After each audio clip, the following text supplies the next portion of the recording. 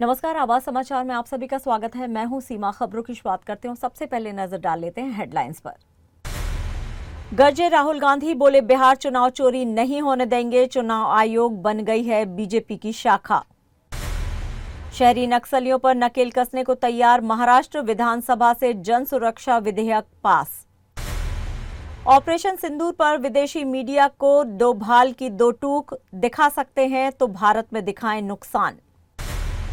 CM fame सर्वे पर थरूर बनाम कांग्रेस में घमासान, मुरलीधरन बोले तय करें पार्टी में है या नहीं। बेडरूम बैग और बवाल, संजय शिरसाठ बोले काश इतना पैसा होता तो अलमारी में रखता। और 14 जुलाई को थमेगा जायका, महाराष्ट्र के 20,000 होटल रेस्टोरेंट बंद। और अब खबरें विस्तार से। राहुल गांधी ने भुवनेश्वर में कांग्रेस के संविधान बचाओ समावेश कार्यक्रम में भाजपा पर बड़ा हमला बोला। उन्होंने कहा कि भाजपा महाराष्ट्र की तरह अब बिहार में चुनाव की चोरी करने की साजिश कर रही है, लेकिन हम ऐसा नहीं होने देंगे। उन्होंने आरोप लगाया है कि चुनाव आयोग भाजपा की शाखा के रूप में काम कर रहा है। महाराष्ट्र में लोकसभा और विधानसभा के बीच 1 करोड़ नए मतदाता जोड़े गए, लेकिन कोई नहीं जानता कि मतदाता कौन थे और कहां से आए थे। हमने चुनाव आयोग से कई बार कहा कि हमें मतदाता सूची और वीडियोग्राफी उपलब्ध कराएं, लेकिन चुनाव आयोग ने हमें ये उपलब्ध नहीं कराया। उड़ीसा सरकार पर हमला करते हुए राहुल गांधी ने कहा कि उड़ीसा सरकार का एक ही काम है, राज्य के गरीब लोगों के हाथों में उड़ीसा का धन चुराना। उन्होंने कहा कि अडानी उड़ीसा सरकार चलाते हैं और नरेंद्र मोदी को नियंत्रित करते हैं। उड़ीसा में 40,000 से ज्यादा महिलाएं गायब हो गई हैं और आज तक पता नहीं चला ये महिलाएं कहां गई हैं। उन्होंने कहा कि उड़ीसा में हर दिन महिलाओं पर अत्याचार होता है और उनके साथ दुष्कर्म होता है। उन्होंने कहा कि भाजपा और बीजेपी की जन विरोधी नीतियों के खिलाफ केवल कांग्रेस ही लड़ सकती है। Sound bite Rahul Gandhi. मैं बिहार में था और बिहार में जैसे महाराष्ट्र में चुनाव चोरी किया गया, वैसे ही बिहार में चुनाव चोरी करने की कोशिश की जा रही है। वैसे ही बिहार में चुनाव चोरी करने की कोशिश की जा रही है और चुनाव चोरी करने के लिए इलेक्शन कमीशन ने नई साजिश शुरू की है। इलेक्शन कमीशन बीजेपी का अंग का काम कर रहा है, अपना काम नहीं कर रहा है। महाराष्ट्र में लोकसभा और विधानसभा के बीच में 1 करोड़ नए वोटर आ गए। आज तक किसी को नहीं मालूम ये वोटर कौन थे और कहां से आए। हमने इलेक्शन कमीशन से एक बार नहीं अनेक बार कहा है, आप हमें वोटर लिस्ट दीजिए, आप हमें वीडियोग्राफी दीजिए। इलेक्शन कमीशन नहीं देता है और जो चोरी महाराष्ट्र में हुई वही चोरी फिर से ये लोग बिहार में करने जा रहे हैं। कल मैं बिहार गया, इंडिया गठबंधन के नेताओं के साथ हमने कहा कि बिहार में हम इलेक्शन कमीशन को बिहार का चुनाव चोरी नहीं करने देंगे, बीजेपी को चुनाव नहीं चोरी करने देंगे। भाइयों और बहनों, ओडिशा इनका मॉडल है। यहां पे 5-6 बड़ी कंपनियों को ये आपका पूरा का पूरा धन दे रहे हैं। अभी मैं डेलीगेशन से मिला, किसान के डेलीगेशन से मिला, महिलाओं से मिला और उनकी आवाज सुनी, उनका दुख सुना, उनका दर्द सुना। भाइयों और बहनों, जल, जंगल और जमीन आदिवासियों की है। मैं फिर से दोहराना चाहता हूं, जल, जंगल और जमीन आदिवासियों की है और आदिवासियों की रहेगी।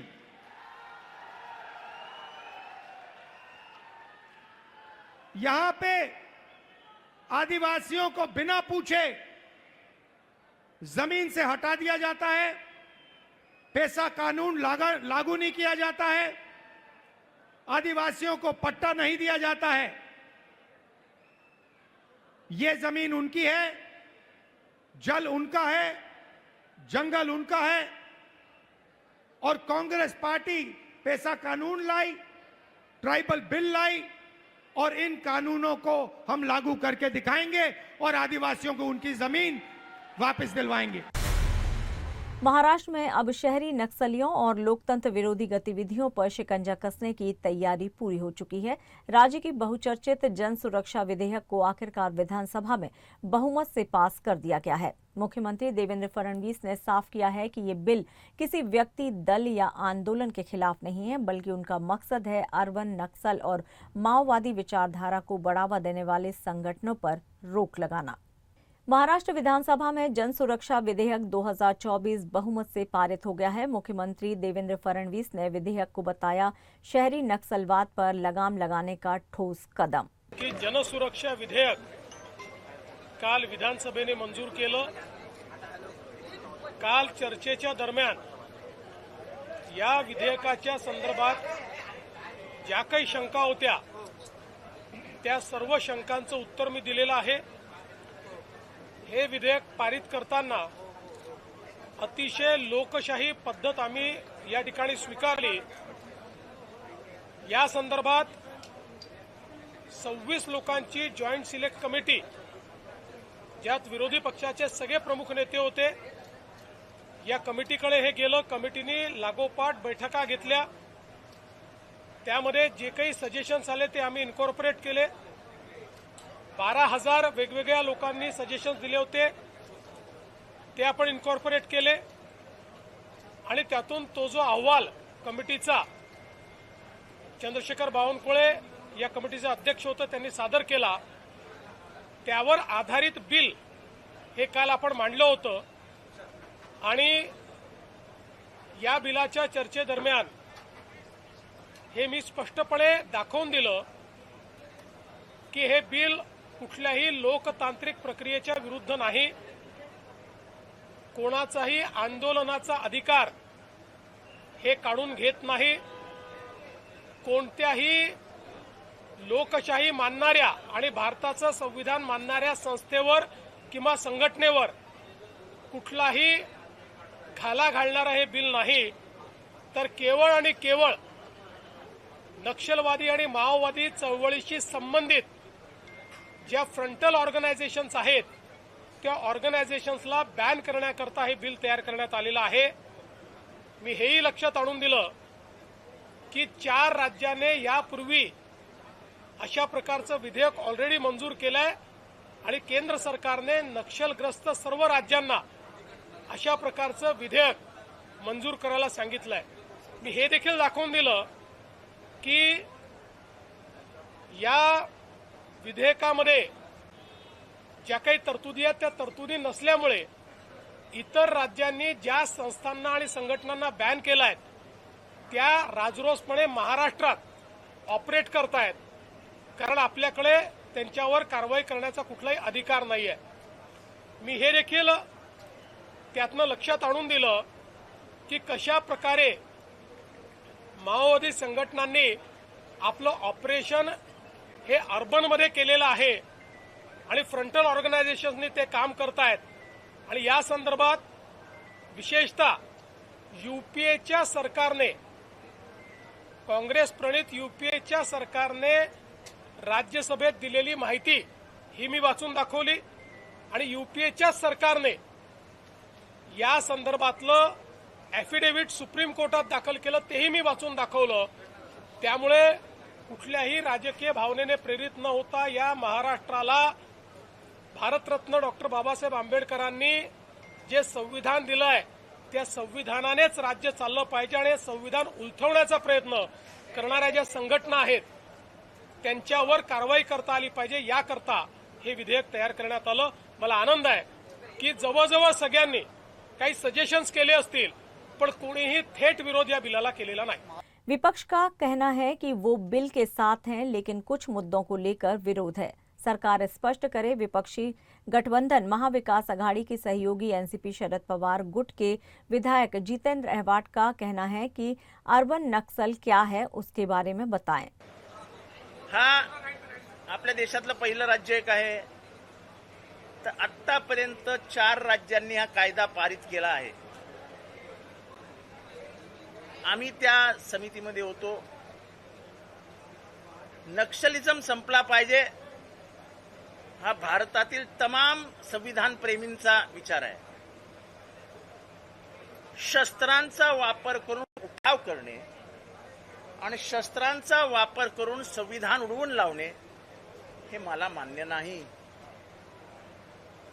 इथली प्रस्थापित लोकशाही आणि इथलं प्रस्थापित संसद ही प्रक्रियाच आम्हाला मान्य नाही असं जर कोणी म्हणणार असेल तर ते आम्हाला मान्य नाही।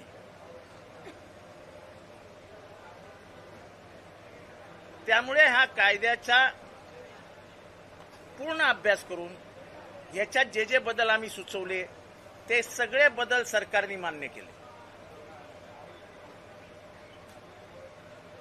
आणि मला वाटतं राष्ट्रीय सुरक्षा सलाहकार अजीत डोभाल ने आईआईटी मद्रास में आयोजित एक कार्यक्रम में ऑपरेशन सिंदूर को लेकर विदेशी मीडिया की रिपोर्टिंग पर कड़ी प्रतिक्रिया दी है। उन्होंने कहा है कि कई विदेशी समाचार एजेंसियों ने भारत को लेकर भ्रामक और तथ्यहीन जानकारी प्रकाशित की है। अजीत डोभाल ने कहा कि भारत का ऑपरेशन बेहद ही सफल रहा। हमने पाकिस्तान में 9 ठिकानों पर निशाना बनाया था, जिनमें से एक भी नहीं चुका। उन्होंने विदेशी मीडिया से सवाल किया है कि क्या वे भारत में किसी भी नुकसान की तस्वीर दिखा सकते हैं। एनएसए डोभाल ने कहा है कि विदेशी मीडिया द्वारा जारी की गई सैटेलाइट तस्वीरों में 10 मई से पहले और बाद में पाकिस्तान के 13 एयरवेज दिखाए गए। उन्होंने कहा कि हमें अपनी स्वदेशी तकनीक विकसित करनी होगी। ऑपरेशन सिंदूर में स्वदेशी सामग्री का उपयोग किया गया था। हमने पाकिस्तान के आर पार 9 आतंकी ठिकानों पर निशाना साधने का फैसला किया और इसमें हम सफल रहे। पूरे ऑपरेशन में 23 मिनट लगे। अजीत डोभाल ने कहा कि हमें अपनी क्षमताओं पर गर्व है और हम अपनी तकनीक को और मजबूत बनाने के लिए काम कर रहे हैं। We have to develop our indigenous technology. Mention was made here of Sindoor. We are really proud of it, not for necessarily what people perceive. That how much of an indigenous content was there. We are proud of it, that some of the best systems that worked, whether it was our BrahMos systems, whether it was our integrated air control and command systems, whether it was our radars, whether it was the whole this of it that was being done at the battlefield surveillance about the positional there.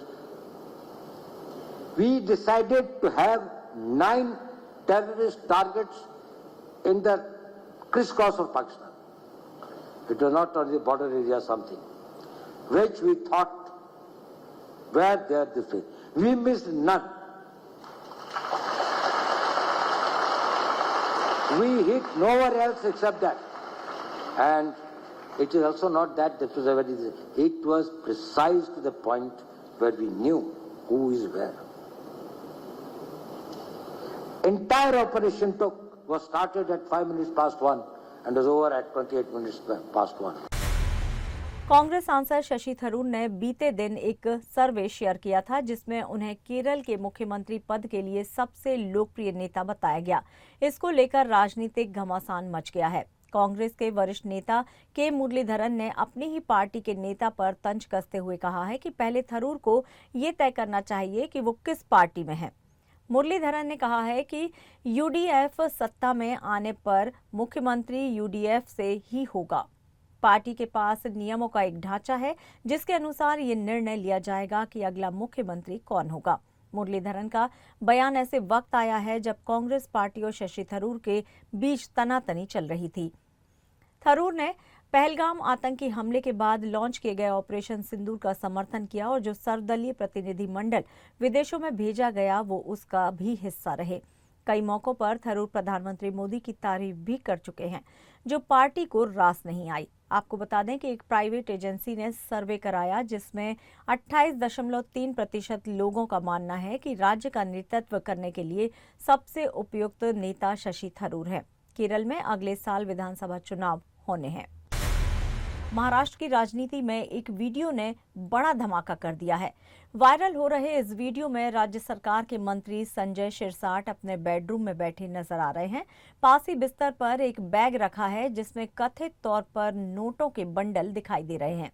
Video को लेकर दावा शिवसेना ठाकरे गुट के सांसद संजय राउत ने किया है। उन्होंने कहा है कि ये वही मंत्री हैं जिन्हें हाल ही में आयकर विभाग का नोटिस भेजा गया है।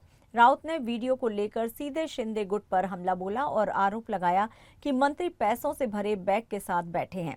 वीडियो में शिरसाट सिगरेट पीते और फोन पर बात करते नजर आ रहे हैं। उनके पास उनका पालतू कुत्ता भी है और जिस कमरे की तस्वीरें सामने आई हैं उसे शिरसाट ने खुद अपना बेडरूम बताया है। पत्रकारों के सवाल पर शिरसाट ने सफाई देते हुए कहा, मैं एक यात्रा से लौटा था, बैग में कपड़े थे और मैं थका हुआ था इसलिए बिस्तर पर लेट गया। उन्होंने व्यंग करते हुए कहा कि काश मेरे पास इतना पैसा होता, अगर होता तो मैं उसे अलमीरा में रखता, बैग में नहीं। इन्हें हर जगह पैसे ही दिखते हैं। तुम्हाला मी आताच तुमच्याच एका चॅनलच्या मित्राकडून तो व्हिडिओ पाहिला। व्हिडिओ काय दाखवतोय? माझं घर आहे, जे घर ते तुम्ही पाहतायत ते माझं घर आहे, माझं बेडरूम आहे। बेडरूम मध्ये मी बसलेलो आहे, बनियनवर बसलेलो आहे। बाजूला माझा सर्वात लाडका कुत्रा हा माझ्या बेडरूम मध्ये आहे आणि एक बॅग तिथे अशी ठेवलेली आहे। याचा अर्थ असा होतो की मी कुठेतरी प्रवासातून आलोय, कपडे काढलेत, माझ्या बेडवर मी बसलेलो आहे। अरे मूर्खानो, एवढी मोठी बॅग जर पैशाची ठेवायची असेल तर अलमाऱ्या काय मेल्यात का? त्या काय सगळ्या काढून टाकल्यात का काय? आल्याबरोबर नोटा आहेत त्या बॅग मी अलमाऱ्यामध्ये ठोसल्या असताना, परंतु कपड्याच्या बॅगला सुद्धा यांना नोटा, यांना पैशाशिवाय काहीच दिसत नाही। एकदा एकनाथ शिंदे साहेब विमानातून खाली उतरून त्यांचे जे काही बॉडीगार्ड बॅगा घेऊन चालले होते तेही सुद्धा त्या नोटांनी भरलेल्या होते महाराज। आता यांना कपडे ठेवायला काय बॅगा नाही लागत, यांना पैसे ठेवायला बॅगा लागतात, असं एकंदर त्यांचं वर्तन आहे। म्हणून हा कॉमन सेन्सचा गोष्ट आहे। माझ्या बेडरूम मध्ये प्रवासातून आलेली बॅग अशी लटकलेली कुठंतरी ठेवलेली उभी आहे, ती बॅग बाजूला माझा डॉग आहे आणि मी बेडरूमवर आहे, याची बातमी होते। मला आश्चर्य वाटतं की अशा बातम्या करायला यांना इंटरेस्ट कसा येतो? या मूर्खपणाचं लक्षण कुठून येतं? इस वीडियो को शेयर करते हुए राउत ने ये भी लिखा है कि मुझे मुख्यमंत्री देवेंद्र फडणवीस पर तरस आ रहा है। अपनी प्रतिष्ठा का और कितना अपमान वे यूं ही बैठे बैठे देखते रहेंगे। फडणवीस बेबसी का दूसरा नाम है। हालांकि वीडियो ने राजनीतिक हलकों में हलचल मचा दी है। क्या ये सिर्फ एक संयोग है या कुछ और?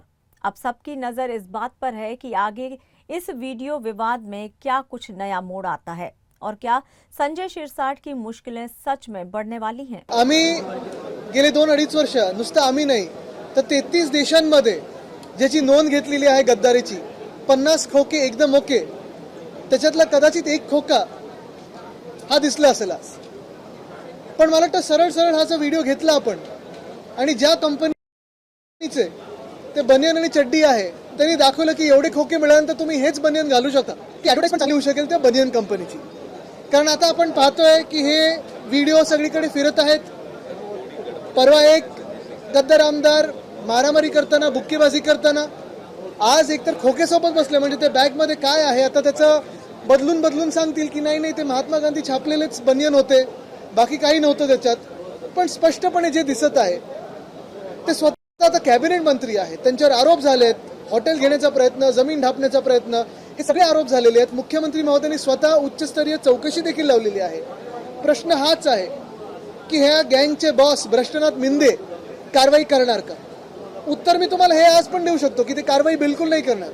वहीं शिंदे शिवसेना के नेता संजय निरुपम ने इस मामले पर बयान देते हुए कहा है कि हमेशा की तरह संजय राउत ने झूठा प्रचार किया। हमेशा की तरह संजय राउत ने फिर झूठा प्रचार किया है। महाराष्ट्र में खाने पीने और बैठने की जगह 14 जुलाई को नहीं मिलेगी।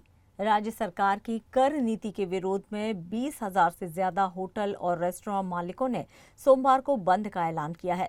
Association of hotels and restaurant यानी कि आहार संगठन ने इसे अस्तित्व की लड़ाई बताया है। संगठन का कहना है कि सरकार ने उनकी बात बार बार नजरअंदाज की है। होटल इंडस्ट्री ने आरोप लगाया है कि शराब पर वैट 5% से 10% कर दिया गया है। वार्षिक लाइसेंस फीस में 15% और उत्पाद शुल्क में 60% की भारी बढ़ोतरी कर दी गई है। करीब 1.5 लाख करोड़ की इंडस्ट्री पर तिहरे टैक्स का बोझ डाल दिया गया है। इससे छोटे और मध्यम दर्जे के होटल रेस्टोरेंट पर ताले की नौबत आ गई है। ऐसे में आहार संगठन ने 14 जुलाई को पूरे राज्य में एक दिन का बंद का ऐलान किया है। ये पहली बार होगा जब पूरे महाराष्ट्र में होटल और रेस्टोरेंट मालिक इस तरह से एकजुट होकर विरोध दर्ज कराने जा रहे हैं।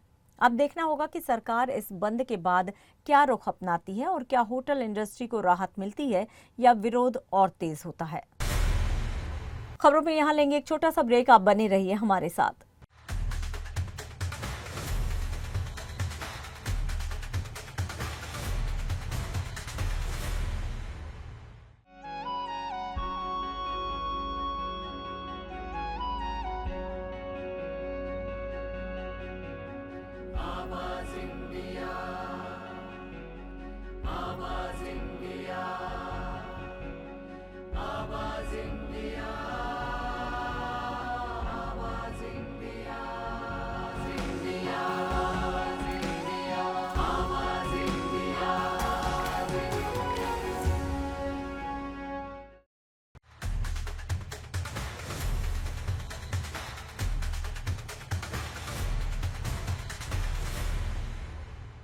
ब्रेक के बाद एक बार फिर से आप सभी का स्वागत है। बढ़ते हैं अपनी अगली खबर की ओर। नासा ने भारतीय अंतरिक्ष यात्री शुभांशु शुक्ला की धरती पर वापसी की तारीख का ऐलान कर दिया है। ओजियम 4 मिशन का हिस्सा रहे शुभांशु अब 14 जुलाई को इंटरनेशनल स्पेस स्टेशन से लौटेंगे। अंतरिक्ष में अपने आखिरी चरण में शुभांशु ने पैट्री डिश में मूंग और मेथी उगाकर वैज्ञानिक प्रयोग किया। इन बीजों को फ्रीजर में रखा गया है ताकि सूक्ष्म गुरुत्वाकर्षण का असर समझा जा सके। इस प्रयोग से पौधे की ग्रोथ, आनुवांशिकी और पोषण प्रोफाइल पर अहम जानकारी मिलेगी। नासा के commercial crew programme manager Steve Stich ने पुष्टि की है कि मिशन तय समय पर पूरा होगा। शुक्ला समेत 4 सदस्यीय दल की वापसी के लिए सभी तैयारियां पूरी कर ली गई हैं। भारत के लिए मिशन वैज्ञानिक उपलब्धियों की दिशा में एक बड़ी उपलब्धि माना जा रहा है।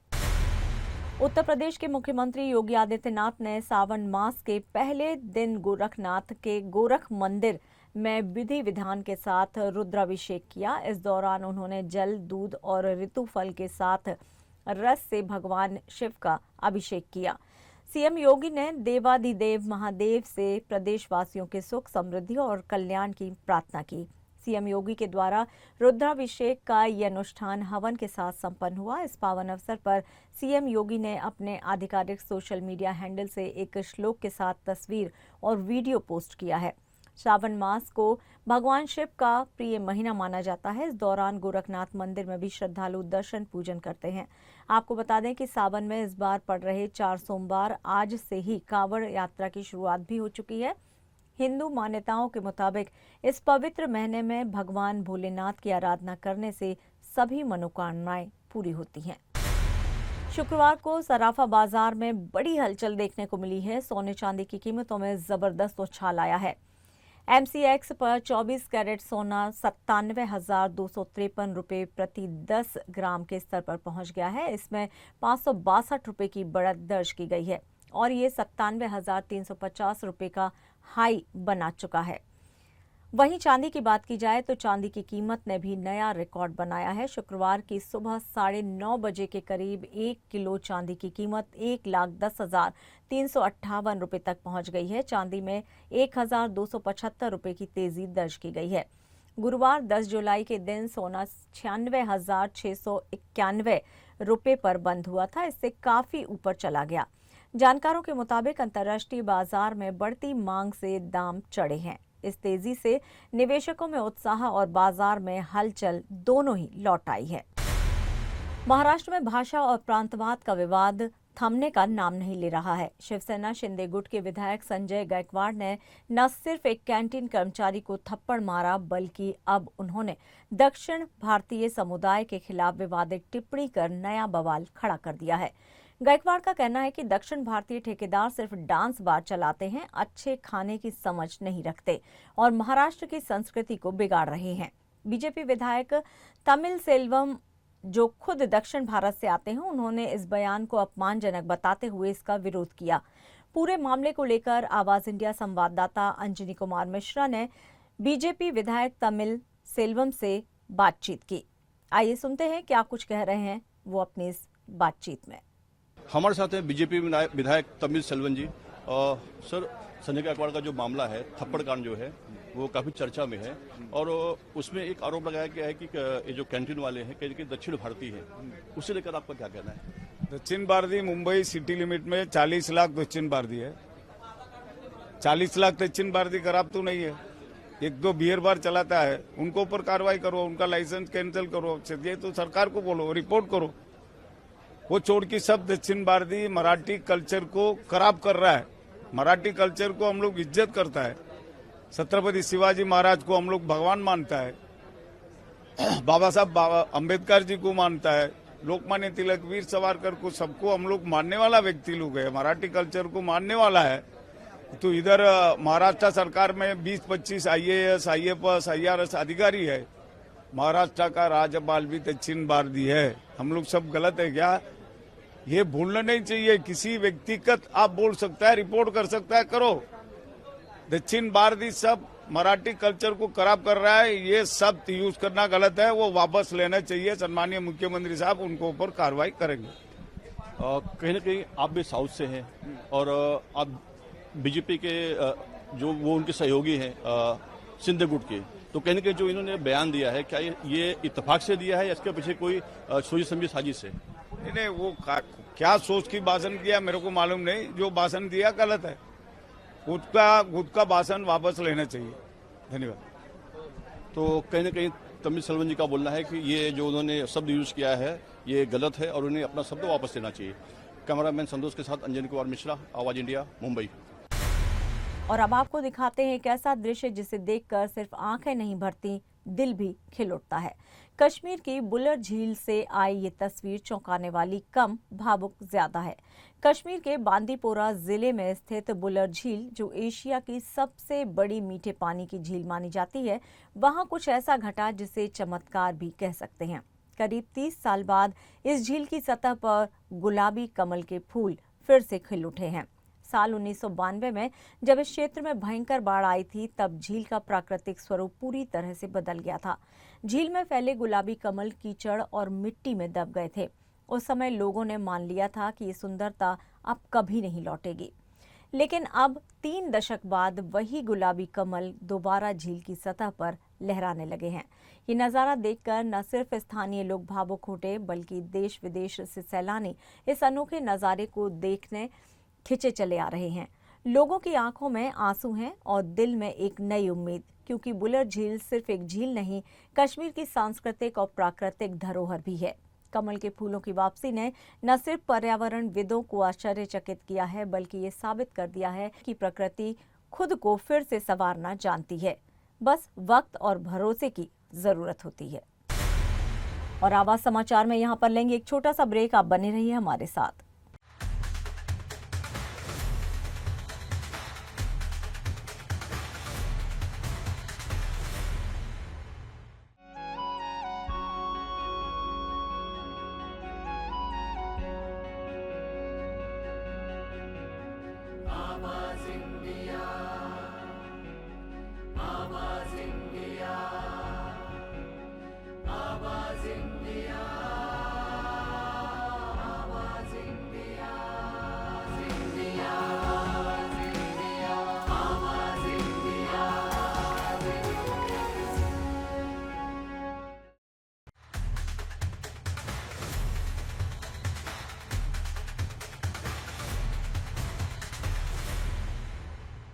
ब्रेक के बाद एक बार फिर से आप सभी का स्वागत है। बढ़ते हैं अपनी अगली खबर की ओर। जसप्रीत बुमराह इस वक्त दुनिया के सबसे घातक गेंदबाजों में से एक है। उनकी गेंदबाजी में इतनी विविधता और चतुराई है कि किसी को पता ही नहीं चलता कि आने वाली बॉल क्या करने वाली है। लॉर्ड्स में खेले जा रहे दूसरे टेस्ट के दूसरे दिन फिर से बुमराह ने अपनी घातक गेंदबाजी का मुजाहिरा पेश किया। उन्होंने बैक टू बैक 2 बॉल पर 2 विकेट लिए और एक ही झटके में कपिल देव से आगे निकल गए। बुमराह ने इंग्लैंड में 11 टेस्ट में 46 विकेट पूरे कर लिए हैं और अब वे इस लिस्ट में दूसरे नंबर पर आ गए हैं। कपिल देव ने इंग्लैंड में 13 टेस्ट खेलकर 43 विकेट अपने नाम किए थे। इंग्लैंड में सबसे ज्यादा विकेट लेने वाले भारतीय गेंदबाजों की बात की जाए तो ईशांत शर्मा पहले नंबर पर आते हैं। उन्होंने इंग्लैंड में 15 टेस्ट मैच खेलकर 51 विकेट अपने नाम किए हैं। बुमराह के पास इसी सीरीज में ईशांत शर्मा से आगे जाने का मौका है। बुमराह ने पहले टेस्ट में भी शानदार गेंदबाजी की थी और अब उनकी वापसी में फिर से धमाका हुआ है। अब देखना होगा कि इंग्लैंड में सबसे ज्यादा विकेट लेने के मामले में बुमराह कब ईशांत शर्मा को पीछे छोड़ते हैं। बॉलीवुड की स्क्रीन से अब राष्ट्रपति भवन तक पहुंच चुकी है तन्वी द ग्रेट की गूंज।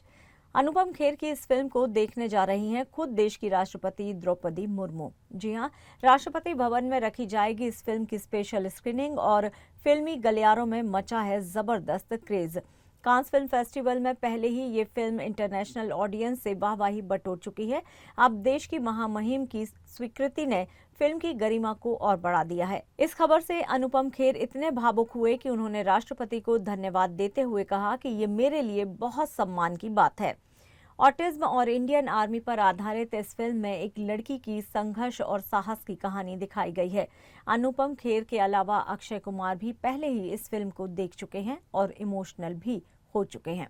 अब बारी है देश की पहली नागरिक की, जिनकी प्रतिक्रिया का सभी को बेसब्री से इंतजार है।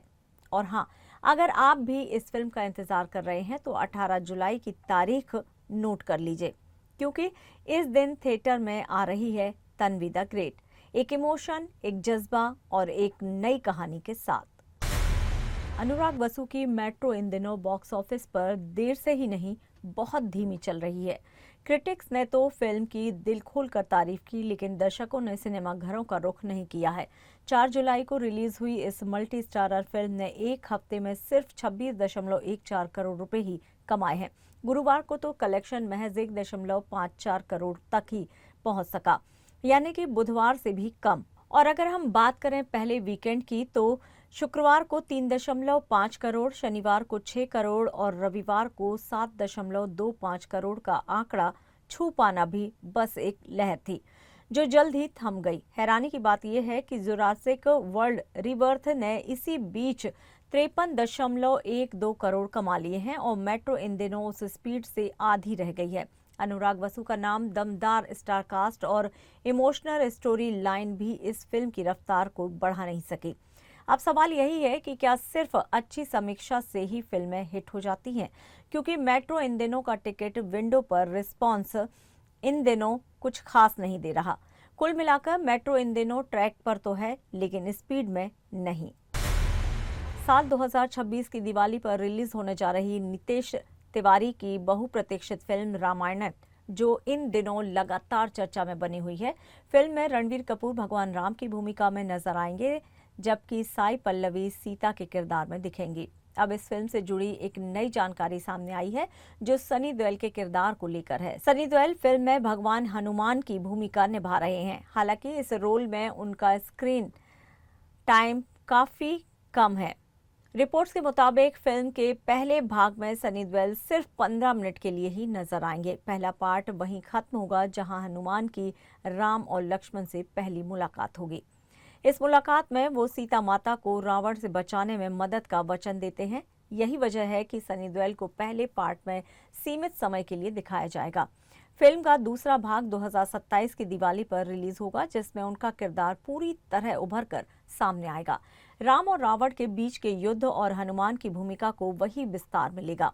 रिपोर्ट्स के अनुसार पहले पार्ट में रावण के किरदार में नजर आने वाले यश का रोल भी छोटा रहेगा, लेकिन अगले भाग में वो भी प्रमुख रूप से नजर आएंगे। फिल्म का म्यूजिक AR रहमान और हॉलीवुड के मशहूर म्यूजिक डायरेक्टर हांस जिमर्स ने मिलकर तैयार किया है। इससे दर्शकों की उम्मीदें और भी बढ़ गई हैं।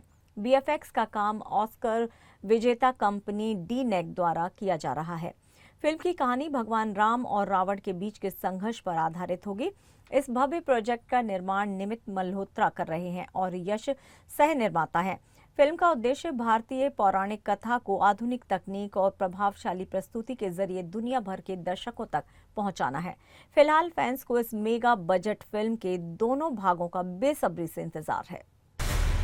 टीवी की दुनिया से आ रही है टीआरपी की बड़ी खबर। इस हफ्ते भी बाजी मारी है तारक मेहता का उल्टा चश्मा ने। जी हां, लगातार तीसरे हफ्ते नंबर 1 पर बना हुआ है ये शो।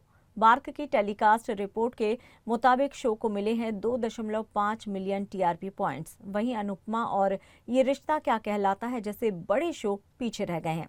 इन दोनों को मिले हैं सिर्फ 2.1 मिलियन पॉइंट्स। इस हफ्ते तारक मेहता में चल रहा है चकोरी भूतनी ट्रैक दर्शकों को खूब पसंद आ रहा है। हास्य, ड्रामा और ट्विस्ट सब मिल रहा है एक शो में, इसलिए शो की लोकप्रियता फिर से बढ़ गई है। ये 2025 का पहला मौका है जब ये शो लगातार 3 हफ्ते टॉप पर रहा। वहीं दूसरी ओर एकता कपूर भी कमबैक की तैयारी में है, क्योंकि सास भी कभी बहू थी का सीजन 2 लौटने जा रहा है। इस बार फिर से तुलसी के रोल में दिखेंगी स्मृति ईरानी। शो को लेकर दर्शकों में भारी उत्साह है, लेकिन बड़ा सवाल ये है कि क्या एकता कपूर का शो तारक मेहता को पीछे छोड़ पाएगा या फिर गोकुलधाम की टीम टीआरपी की दौड़ में कोई तोड़ नहीं है। फिलहाल तो साफ है कि कॉमेडी और कंटेंट की जीत हुई है और दर्शकों को तारक मेहता की कहानी अब भी खूब पसंद आ रही है। टीवी की टीआरपी रेस में इस वक्त सबसे आगे है गोकुलधाम का धमाका। अब देखना है कि कौन देगा अगले हफ्ते तारक मेहता शो को चुनौती। और फिलहाल आवाज समाचार में इतना ही। आप देखते रहिए आवाज इंडिया। नमस्कार।